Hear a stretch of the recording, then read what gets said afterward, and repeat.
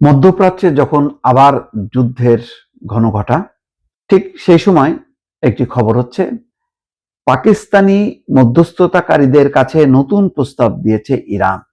অর্থাৎ গত দুদিন যথেষ্ট পরিমাণ অ্যাগ্রেসিভ আচরণ আমেরিকা এবং ইসরায়েলের, বিশেষ করে আমেরিকার, যে কোনো মুহূর্তে তারা আক্রমণ করবে।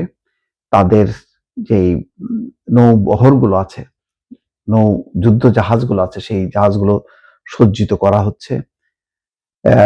নেতানিয়াহু ট্রাম্পের সঙ্গে আলোচনা করেছে।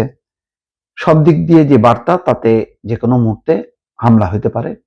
ডোনাল্ড ট্রাম্প নিজেও বলেছেন যে তারা স্পেন এবং ইউরোপের অন্যান্য জায়গা থেকে সৈন্যদেরকে সরিয়ে আনছে, অর্থাৎ নতুন করে যে হামলা হবে বা যুদ্ধ শুরু করবে, সেই যুদ্ধের প্রস্তুতি হিসেবে এই সৈন্যদেরকে কাজে লাগানো হবে।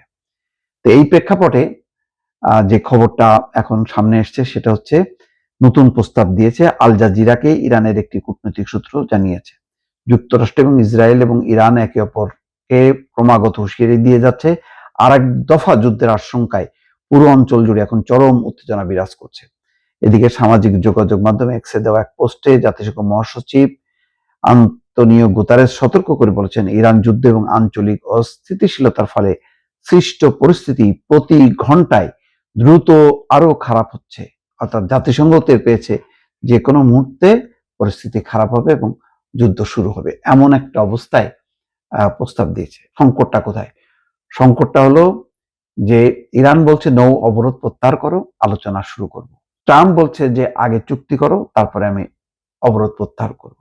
এবং নৌ অবরোধ ভাঙার জন্য ইরানও তার প্রস্তুতি নিচ্ছে এবং ইরানের যে নৌবাহিনী যথেষ্ট পরিমাণ শক্তিশালী সেটা তারা টের পেয়েছে। ফলে মার্কিন যুদ্ধজাহাজগুলো সতর্ক অবস্থানে আছে যে কোনো মুহূর্তে তারা হামলার মধ্যে পড়তে পারে। তো এই অবস্থার মধ্যে আলোচনা হতে হতেও কিন্তু শেষ পর্যন্ত গত কয়েকদিন আগে হয়নি। ইরানের পররাষ্ট্রমন্ত্রী আব্বাস আরাকচি গিয়েছিল তেহরান থেকে ইসলামাবাদে, তখন আবার সবাই আশায় বুক বেঁধেছিল যে আমেরিকার প্রতিনিধিরাও আসবে এবং আলোচনা হবে। তখন আবার খবর আসলো যে সরাসরি আলোচনা হবে না, মধ্যস্থতাকারীদের মাধ্যমে আলোচনা হবে। যদি আমেরিকা প্রস্তাবে রাজি হয় তাহলে ইরান সরাসরি বসবে। কিন্তু ডোনাল্ড ট্রাম্প প্রশাসন স্ট্রিক্ট অবস্থান নিয়েছে। শেষ মুহূর্তে তাদের টিম পাঠানোর কথা বলেও, যেমন তাদের যে উইটকফ এবং কুশনার, ট্রাম্পের জামাতা জ্যারেড কুশনার, দুইজনের আসার কথা ছিল। শেষ মুহূর্তে তাদের আশাটাও বাতিল হয়ে যায়। ট্রাম্প বলেছে হতাশার সাথেই যে 18 ঘন্টা জার্নি করে সেখানে যাওয়ার কোনো অর্থ হয় না যদি আলোচনা সফল না হয়। এমন অবস্থায় আস্তে আস্তে আবার উত্তেজনা বাড়তে থাকে এবং রাশিয়াও এর মধ্যে বলে যে কোনো পরিস্থিতিতে তারা ইরানের পাশে থাকবে। ফলে রাশিয়া, চীনও যেভাবে ইরানকে মদদ দিচ্ছে বা পাশে এসে দাঁড়িয়েছে, তাতে পরিস্থিতি যথেষ্ট পরিমাণ উত্তেজনার পর্যায়ে গেছে। এবং ডোনাল্ড ট্রাম্প তো অব্যাহতভাবে কথা বলছে, যত কথা বলছে, যত হুমকি ধামকি দিচ্ছে, তেলের দামও বাড়ছে।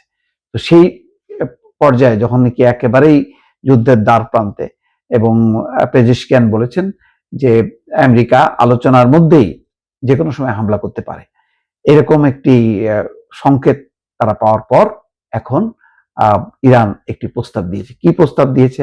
নতুন কি প্রস্তাব দিয়েছে, যে প্রস্তাবের ভিত্তিতে আলোচনা হতে পারে, সেই বিষয়টা এখনো পরিষ্কার না। হয়তো কিছু সময়ের মধ্যে বা কালকের মধ্যে জানা যাবে যে নতুন কি প্রস্তাব দেওয়া হলো। দর্শক।